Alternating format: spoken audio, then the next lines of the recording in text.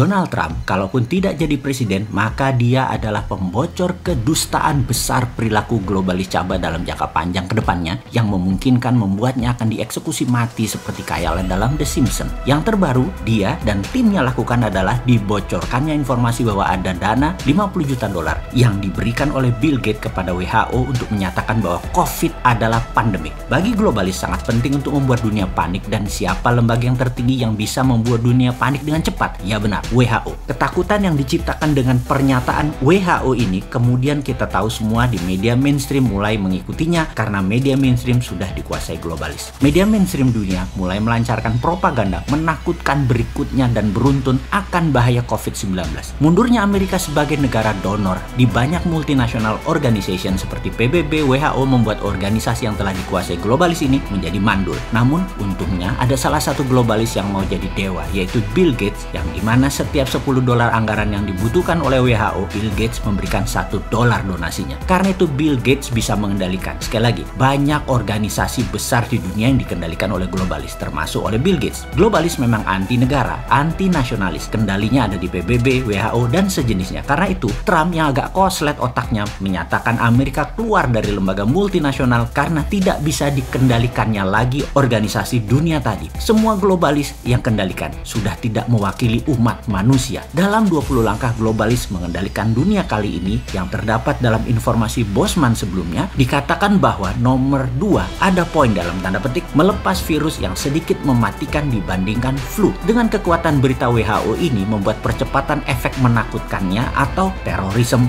4.0 dikerjakan oleh WHO. Faktanya sekarang semua sudah terjadi. Dunia mau di-reset, dunia mau digeser pengendaliannya. Manusia dibuat dehumanize, tidak manusiawi lagi. Dibuat tidak berinteraksi, dibuat miskin, dibuat banyak pengangguran, diubah cara hidupnya, diubah cara pikirnya. Semua sesuai maunya globalis. Seluruh manusia harus menggunakan toolnya globalis. Seperti software, sosmed, payment system, database manusia disatukan, diawasi, bahkan uang nanti semua punya globalis. Jadi ke depan apa sih sebenarnya untuk bernegara agar Indonesia ini berdaulat, tidak dijajah asing, dan tidak dijajah globalis? Sebenarnya sudah banyak informasi yang kita berikan dalam serial 500 video di awal dan dalam 1,5 tahun belakangan ini. Namun ya ada baiknya kita ingatkan sekali lagi. Awal-awal cerita cara cerdas bernegara ini kita sudah ingatkan bahwa ketika Perang Dunia Ketiga terjadi, maka paling ditakuti adalah pada saat perangnya menggunakan battle space. Bukan lagi battleground atau perang di darat, tapi perang di udara. Kita tahu Amerika dan Tiongkok punya armada ke-6, armada perang angkasa, yaitu Space Army. Di Indonesia saat ini hanya punya 3 angkatan perang. Amerika punya 2 lagi selain Navy, Laut, Air Force, Udara atau Army Darat, yaitu mereka punya Marine dan Coast Guard. Ditambah sekarang punya angkatan perang ke-6 yaitu Space Army. Karena itu Tiongkok juga punya 6 angkatan perang, ditambah Tiongkok sudah siap dengan software penanding Amerika. WA, Facebook, IG, Twitter. Tiongkok punya Weibo, punya Renren, punya Baidu, dan banyak lagi di mana semua produk asing tidak boleh beredar sampai produk nasional tersebut menguasai lebih mayoritas dari pasar, lebih dari 60-70%. Saran kita,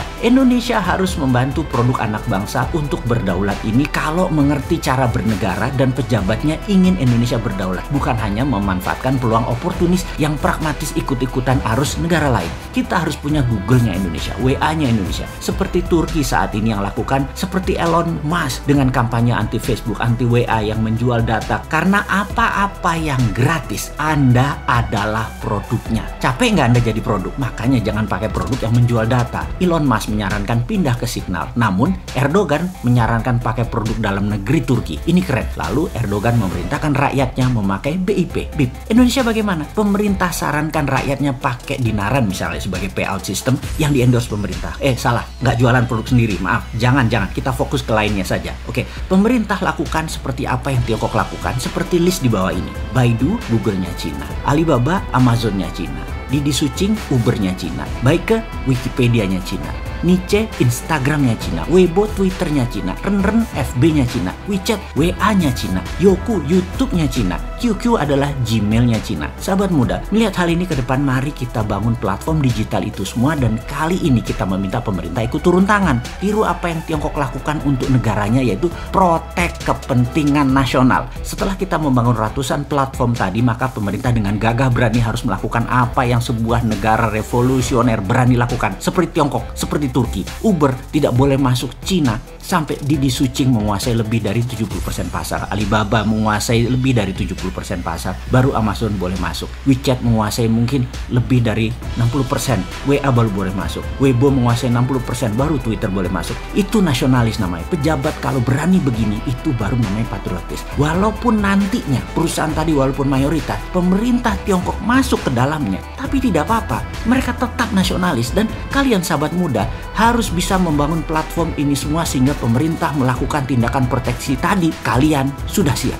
Sekali lagi saya ingatkan, 3 tahun ke depan adalah masa yang sangat cepat, dan kita semua tahu dalam waktu 3-6 bulan ini saja kalian bisa membangun semua platform tersebut. Kemudian di semester kedua tahun ini, di tahun 2021 ini, mulailah jalankan platform-platform tadi. Sehingga cara sederhana bisa kita kalkulasi di tahun 2022 besok, ketika mungkin 50% 5G sudah menjadi platform komunikasi, ditambah aplikasi sosmed yang beragam tadi sudah milik bangsa, Indonesia sudah menjadi negara digital. Inilah new normal. Itulah tatanan dunia baru di tahun ke depan, di tahun 2021-2022. Digital world, dunia digital. Kita siap dengan digital ekonomi kita, dengan digital livingnya sekaligus. Tinggal satu langkah lagi. Bagi kalian generasi milenial dan generasi Z, di tahun 2023 mulailah bersiap-siap masuk era baru, yaitu digital politik. Disinilah saya pribadi dan beberapa sahabat saya yang usia udah di atas 50-an ingin menitipkan pesan. Wahai kalian, ambil alih dengan elegan semua hal digital mulai saat ini hingga seterusnya. Pastikan pemimpin bangsa ini ke depan usianya muda, dan di tahun 2024 nanti adalah mereka yang new mind, yang mendukung kedaulatan digital nasional.